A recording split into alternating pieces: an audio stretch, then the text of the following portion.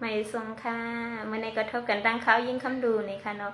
เอาความปันเก่ามาผักถึงก็ซึกก็หันเจอหับกันเจอจัดวันเมืองในให้ปลายถ่อมยินใส่ไม่ห้างใส่กับวันตามมื้อนาในเขาอยู่ดีไกลสิปันแห้งใส่อยู่ในถ่อมยินได้ซ้ำกันค่ะ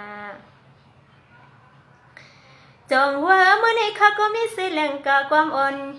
ปิกสอนอ้างเพิ่งยินสู้ก็สึกหับกันเมืองนังหือเฮาขับว่าดีฮอดถึงที่อยู่เข้าสู่ดีกัดไหลคัดแทงแหงอำปองถึงสู่ก็เห็นปุ่นเมืองให้ปอเลยอยู่ซากลางรถเพเขียนในปีว่าหานในเดเลยว่าไส้ก็เขาเป็นไส้งานยานาปีนาเลยว่าไส้ก็เขาเป็นไส้งานเฮ็ดการเศร้าคือดังซุ่มดังซื้อใครยังสุดดองปันขนาจึงให้เหมือนตั้งใส่อ่างอันดนใส่อ่างอันเลยคบเลยกันก็เขียนต่อสายปีนยนสุ่มเจ้ามันนี่ก็เล็กก็ใหญ่ก็เก่าก็ไม่กะดังเสียงเฮาถูกลีเลยต้องกึมปีเน็ดลืมหน้าเฮาขับเป็นลูกไต้น้ำมีใหญ่มีสื่อมีเสียงเขาโอ้โหในที่ป่วนเฮาสู่ใจกันปกป้องเต้นปีหน้าป่วนเฮาสู่ใจกันปกป้องขัดแหงนะน้องก็หักเปียงเศร้าคือสื่อสู่คำเล่าก็มือเขาเฮ็ดลูกสื่อก่อนตึกเลือบเพื่อเขียนลูกเย่น้องปีเต้นยุ่มว่าวันหนึ่งเมืองซึ่งแต่นเฮาเลยกันเย็นโป้ว่าสู่เลยเฮาทุกสานกองมืออำเพ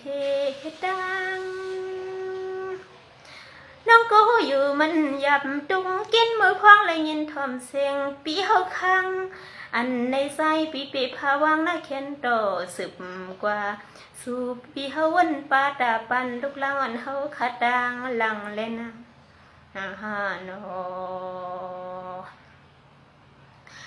ในที่น้องก็อยู่กันหับปุ่นพรมือยำเปิ้นรับเปิ้นนอนเปี่ยมเลยอยู่ซาใจปีปูเลยลัดขึ้นจอมตรงแก่ป่าเตหดตุนลอยในพี่เอ๋ยสู่ว่าคอยเปิ้นซื้อสามือเขาปล่อยเลยต้อยลูกเมเลยกางเก๋คนกึนอันตอนสู่ปีเฮาเตขึ้นหนึ่งกวยก็เคดอไปทางเตเลยรับหมอยเฮ็ดพันในปีว่า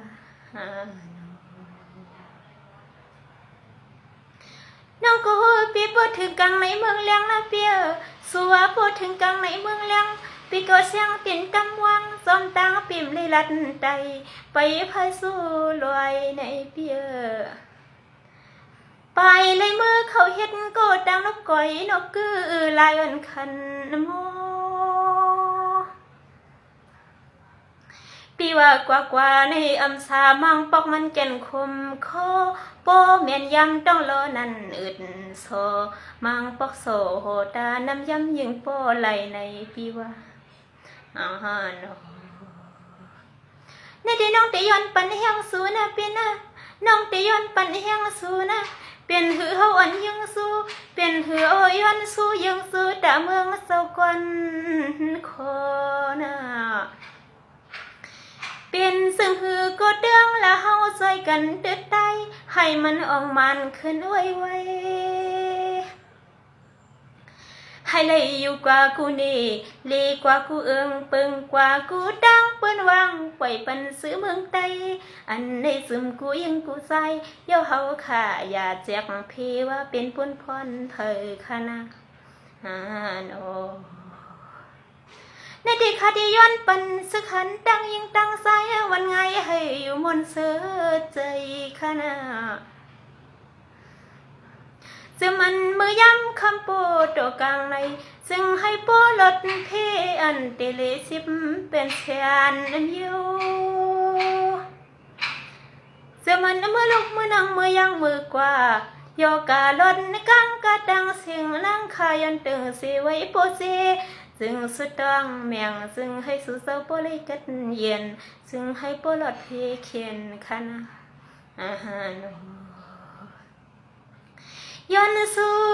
เมืองใต้ให้เสียวเลยก่อนขออยู่กว่าสัมมาสุขเสปวดสั้นปวดทุกปวดออกปวดห้องก็เฮาขาดดังเสียงตื่นเสียมสามันตึงยาดีเลยก็เป็นสึกคือเฮามันสั่นหูใสกวนเมืองอ่ำนิ่มเศร้าโยจอมเลยมึงสึงใจตุกตึกตีในกิไผหลวงเลือดไม่ย้อนสั่งก็หมดวันไผให้เสียวขี้เกียจไล่ย้อนให้สู่เศร้าเสียวอ่องย้อนให้สู่เศร้าเสียวอ่องเอาค่ะไม่ทรงค่ะมีดังเขียนเอาค่ะใส่บันเขาภาษีกรรมค่ะ